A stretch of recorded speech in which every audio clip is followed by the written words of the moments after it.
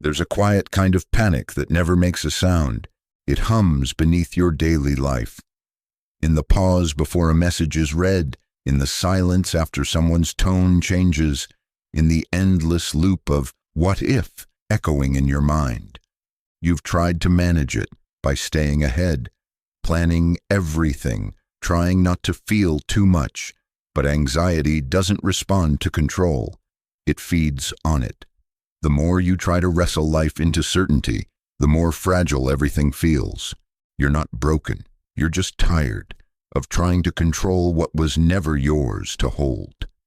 Marcus Aurelius once wrote, "You have power over your mind, not outside events. Realize this, and you will find strength." That's where we begin. In this video, we'll explore how Stoicism doesn't suppress anxiety. It transforms your relationship with it. Through ancient wisdom and real-world practice, you'll learn how to meet your anxious thoughts without fear and reclaim the quiet within you that anxiety tried to steal. If that kind of peace matters to you, stay with this. And if you want more calm, grounded thinking like this in your life, consider subscribing quietly when you're ready. Let's begin. Number 1, accept the storm, don't fear it. You keep hoping the storm will pass, that one day the noise in your mind will quiet, and calm will arrive like a gift, wrapped in stillness. But the Stoics didn't wait for the storm to end. They learned to stand in it and breathe. Anxiety often whispers that something is wrong with you, that the unease means you're failing, that you're weak. But that's not true. Your nervous system isn't malfunctioning.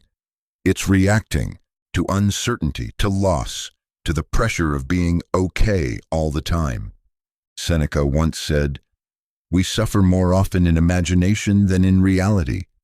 And sometimes, the storm isn't outside of you. It's the way you imagine the thunder. Imagine a tree in the wind. It doesn't resist the gusts. It bends, it sways. Its strength is in its flexibility. You, too, are allowed to move with the wind, not against it. That's not weakness, that's wisdom. So ask yourself, what if this feeling isn't something to escape, but something to understand? Let the storm come. Let it pass through you. Let it teach you that you don't break, you bend. Number 3, your thoughts are guests, not masters.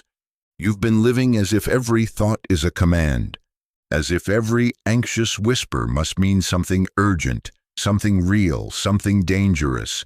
But thoughts are not orders, they are guests, passing through the home of your mind. The Stoics understood this long before neuroscience confirmed it.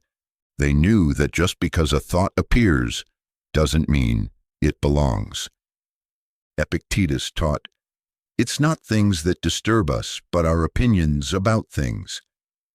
You interpret, you assign meaning, and often you do so out of fear. Picture your mind as a calm room. Thoughts knock at the door. Some kind, some frantic, some cruel. But you choose which ones come in. You choose which ones stay. Anxiety thrives when every thought is treated like truth. But what if you paused, just for a second, and asked, is this thought helping me or harming me? That small moment of awareness, that's freedom. You don't have to wrestle every thought to the ground. You just have to remember, not all of them are yours to keep. Let them come. Let them pass. You are the space, not the storm. Number 3, detach from the outcome. Reclaim the present. Anxiety loves the future. It drags you toward it, breathless, whispering worst-case scenarios and imagined failures. It convinces you that unless things go perfectly, something terrible will happen. But here's what the Stoics knew. The future is not yours to hold.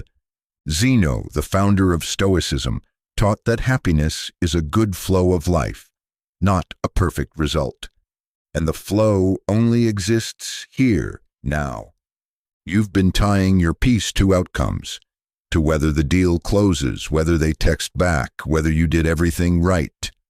But when you do that, you're handing your soul to the wind. Imagine standing at the edge of a river. You want to control the direction of the water, but you can't. You can only choose how you stand in it. That's what detachment means. Not indifference, but clarity. Do the work, show up fully, and then let go. Ask yourself, can I act with integrity even if I can't control what happens next? When you stop clinging to results, something shifts. You come home to the present, you breathe deeper, and you realize peace doesn't follow achievement, it follows surrender. Number 4, what's in your control and what never was? You feel anxious because deep down you're trying to control things you were never meant to carry. Other people's thoughts, the future, the past, the weather of the world. It's heavy, not because you're weak, but because you're holding what isn't yours. Epictetus, the Stoic teacher who began life as a slave, said it clearly. Some things are up to us and some things are not. And in that line is your freedom. Right now, your mind is a tangled thread, looping around things outside your reach. Will they approve? Will it work? Will it last? But those questions were never yours to answer. Think of a sailor at sea. They can't control the wind, only the sails. They can't command the tide, only their steering. That's you. You can't force peace to arrive. But you can create the conditions for it to land. Ask yourself gently, what can I actually do today that is truly mine to shape? Your attitude, your effort, your values. That's your circle of control. Stay there and let the rest be. Anxiety begins to soften when responsibility returns to its rightful place. Number 5, prepare, don't predict. The Stoic power of premeditation. Anxiety often begins as a question. What if? What if it goes wrong? What if they leave? What if I'm not ready? You try to silence these questions, but the Stoics did something different. They looked the what if in the eye and answered it. Seneca practiced a daily mental exercise called premeditatio malorum, the premeditation of adversity, not to invite suffering, but to defang it. He reminded himself, the man who has anticipated the coming of troubles takes away their power when they arrive. You do this too, in smaller ways. You pack an umbrella in case of rain. You charge your phone before it dies. You save money for the unexpected, so why not prepare your mind? The same way, imagine standing on a cliff, looking at the storm far in the distance. It's coming, maybe, but now you have a coat. Now you have shelter. Now you're ready. Preparation is power, not because it prevents pain, but because it softens panic. Ask yourself, what if I pictured the worst and still saw myself surviving it? You are stronger than the storm you fear, especially when you greet it with readiness, not resistance. Number 6, the mind needs stillness, not stimulation. You scroll, you refresh, you jump from tab to tab, screen to screen, thought to thought. Not because you're curious, but because you're restless. You think stimulation will quiet your anxiety, but it's often the cause of it. Marcus Aurelius once warned himself, nowhere can man find a quieter or more untroubled retreat than in his own soul. But how often do you visit that place? You reach for distraction because silence feels sharp, stillness feels too loud. But that discomfort? That's the dust settling. That's your mind remembering its original rhythm. Think of a muddy river. You can't see clearly until the water stops churning. The same is true inside you. Every time you overstimulate to escape discomfort, you stir the mud. But when you pause, when you sit with the discomfort, breathe, and do nothing for a moment, clarity returns. Stillness is not passive. It's powerful. It's where insight lives. Ask yourself, when was the last time I let my mind rest, truly rest, without reaching for a screen, a sound, a scroll? You don't need more input. You need less noise, because what you're searching for is already inside you. Number 7. Anxiety is a signal, not a sentence. Anxiety can feel final, like a verdict passed down from somewhere inside you. Proof that something is wrong, broken, or weak. But it's not a life sentence. It's a message. It's your mind saying, slow down. Pay attention. You're carrying too much. The Stoics didn't see emotions as enemies. They saw them as indicators, signs that your perception needs examining. As Epictetus taught, when you are disturbed, it is not by things, but by your opinion about them. That inner tremble, that short breath, it's not weakness.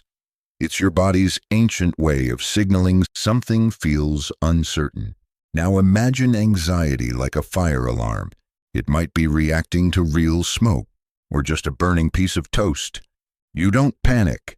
You investigate. The key isn't to silence anxiety, but to interpret it wisely, to sit beside it like a curious friend, not a fearful prisoner.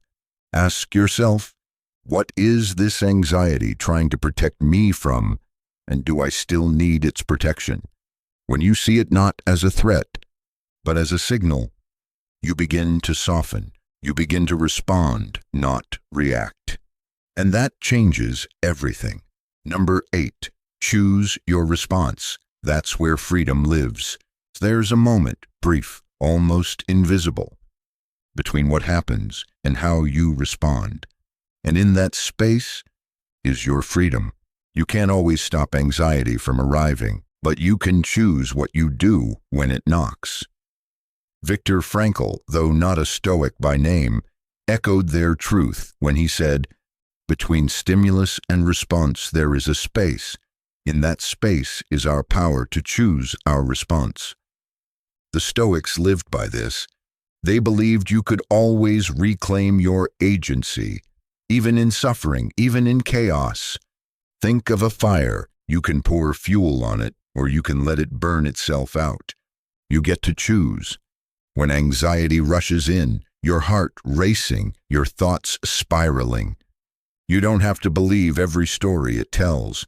You can pause, breathe, and choose a different path. Even one breath is a decision. Ask yourself, am I reacting from habit or responding from clarity? That shift from autopilot to awareness is where anxiety loses its grip, not because it disappears, but because it no longer controls what comes next. You do. You began this journey searching for calm, a quieter mind, a softer heart, a life less ruled by fear. But here's what you've uncovered. Anxiety was never just a flaw to fix. It was a teacher pointing you inward. You don't need to chase peace in people's opinions, or in the outcome of your plans, or in the illusion of control, because none of those places were ever stable enough to hold you. As Marcus Aurelius reminded himself, look within.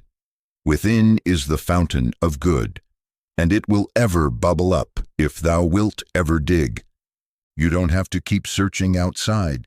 You just have to remember, and if you don't, if you forget, you'll keep running in circles, trying to calm the world instead of calming yourself, trying to eliminate every trigger instead of strengthening your response.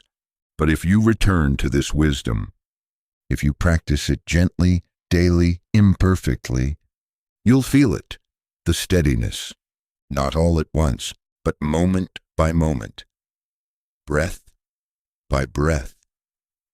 And if this voice, this way of thinking, helps you return to yourself, consider staying, subscribe, or just come back when the noise gets loud again. You'll always be welcome here.